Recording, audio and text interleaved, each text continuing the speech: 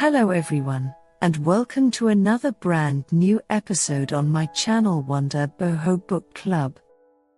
Today I'll be talking about the book, The Power of Ideals, the real story of moral choice, written by Colby and William Damon. In The Power of Ideals, the authors analyzed the lives and contributions of 6 20th century moral leaders who championed causes such as world peace, social justice, and human rights. By highlighting these cases, the authors demonstrate how individuals can make decisions rooted in moral convictions, rather than succumbing to raw emotions or societal pressures. They explore 3 key virtues: inner truthfulness, humility, and faith, and show how these guided the leaders' actions. Through the inspiring examples of these noble figures, the authors contend that everyone, even those with ordinary lives, can take charge of significant life choices and pursue deeply held ideals. Before moving ahead, please don't forget to subscribe to my channel. Part 1: The New Science of Morality. Human morality has been a prevalent question since the first society was created, and it will never go away. Some people think about the idea of human morality in religious terms. But in recent years, a newer perspective on morality or ethics has emerged, a rather pessimistic outlook on human nature. A psychologist named Jonathan Haidt came up with the term New Science of Morality, in an attempt to describe a renewed understanding of moral behavior. According to this theory, humans are intrinsically evil and dishonest. You might ask at this point, hang on, where's the scientific proof? People championing this new science cite the example of psychologist Philip Zimbardo's prison experiment, conducted at Stanford in 1971. As part of the experiment, students were assigned roles as either prisoners or guards, and had to pretend they were incarcerated. The experiment was designed to explore how a prison environment would affect its prisoners as well as the guards. After the experiment began, some of the students playing the guards became so cruel and corrupt that Zimbardo had to end the experiment early.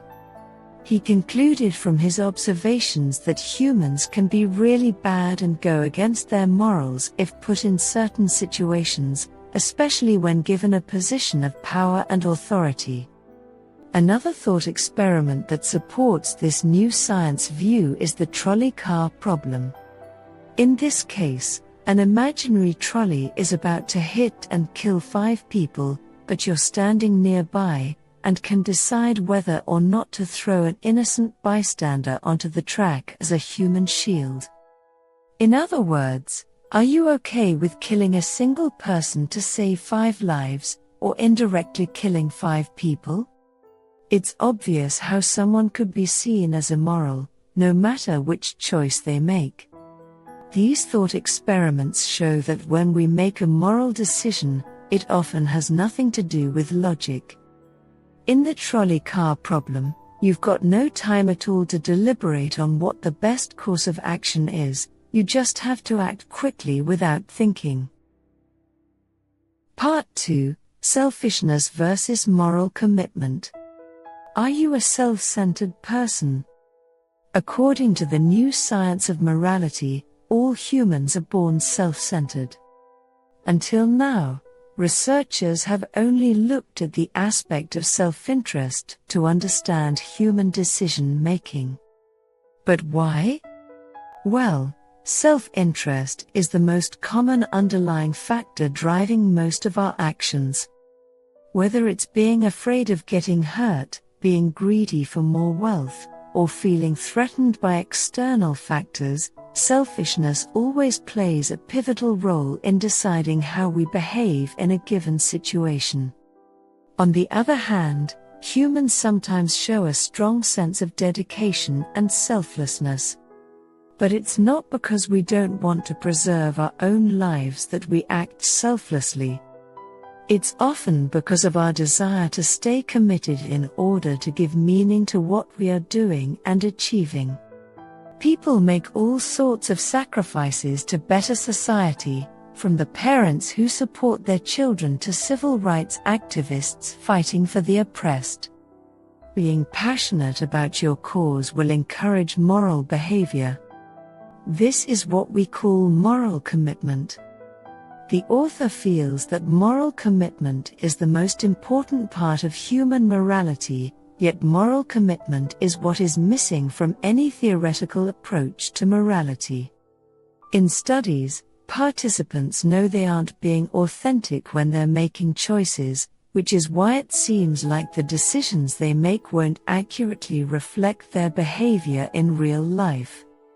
Owing to this limitation, it's really hard to come up with proper research methods that allow us to get an accurate view on human morality. Part 3. Empathy is inherent in human beings. It's easy to think that humans are violent creatures, based on what we see and hear on the media on a regular basis. But when we zoom out, taking a look at the wider view of evolutionary psychology, we get quite a different story.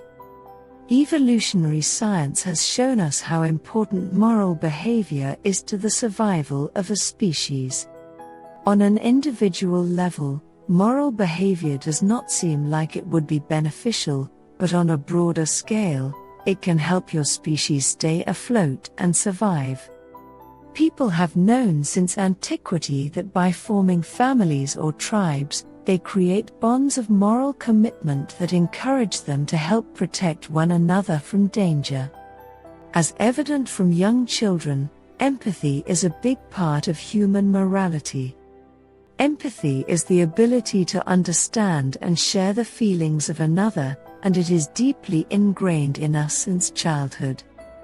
Those in favor of the new science of morality are of the opinion that ethical behavior is a purely cultural phenomenon, but there is a lot of contention around the idea. Our capacity for moral behavior seems to develop over time. Sure, we gain knowledge of morality through experience, but it's also something that's in our genes. To listen to more interesting summaries, please subscribe to my channel. Part 4. Our sense of morality changes as we evolve. Moral development is influenced by factors such as a person's cultural background. However, we should also understand that moral dispositions are malleable, which means they can evolve over time. Some aspects of it are changed by our experiences, while others are changed by how we process those things, and grow as a result. We are shaped by society, but society is also shaped in turn by us.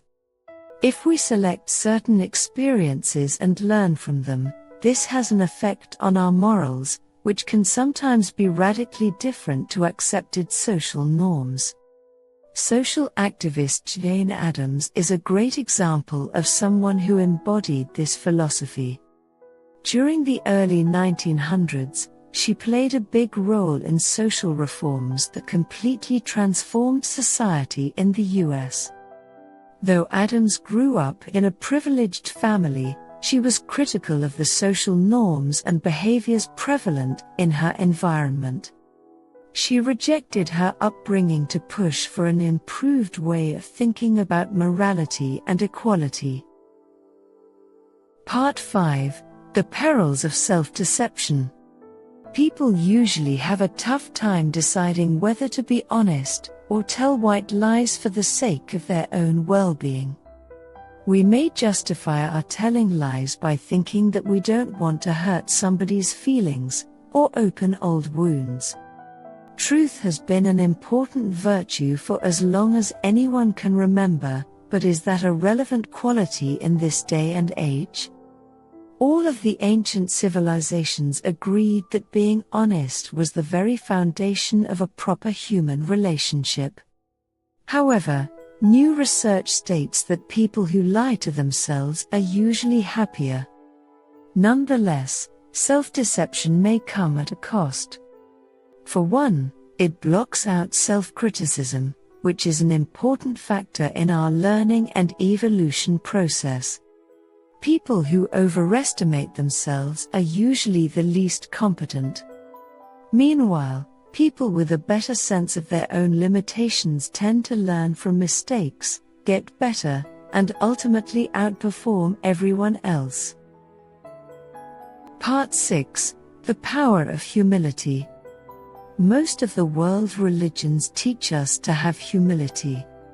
It's at the heart of many practices encompassing different historical time periods. Even so, the virtues of humility are questioned time and again. For example, some philosophers are uncomfortable with the idea that if someone is humble, then by describing themselves as such, they are no longer considered to be humble. On the other hand, German philosopher Friedrich Nietzsche and Dutch philosopher Baruch Spinoza argue that being humble includes both self-deprecation and a certain degree of being passive, neither of which are particularly admirable traits. Nonetheless, psychologists argue that there's much more to humility than meets the eye. According to some, humility can be summed up as a result of 6 different traits: an honest evaluation of our own abilities, the capacity to recognize our mistakes, an openness to ideas, even if they contradict our current beliefs, the ability to see achievements from a big picture perspective, avoiding selfish behavior, and an awareness of the ways we can make valuable contributions to the world. Humility is therefore multifaceted, and it can't be boiled down to one specific quality. Part 7: Having faith helps to hold on to morality. Depending on what meaning you associate with the word faith, it might incite feelings of either hope or skepticism. This is because in most cases, we tend to relate faith with religion. However, having faith simply refers to the act of believing in something or someone. You can have faith in anything. It doesn't need to be a deity or higher power. We may not realize it, but faith is essential for human survival. It's faith that gives meaning and purpose to our lives. According to psychologists, people who combine their life goals like losing weight or eating healthy with spiritual goals are guaranteed to live a purposeful and fulfilling life. While this may not seem to be true for everyone in every situation, it's common to find examples of people inducing their faiths or spirituality at a time of personal strife. When we redefine faith as the act of being open-minded and hopeful, there's little room for prejudice and fundamentalism. The best tools for creating a better world are morality and faith, so we should keep pursuing our higher ideals in the true spirit of faith. Thank you for watching this episode. Please don't forget to subscribe. Your comments, likes and shares are highly appreciated. See you soon in our next episode.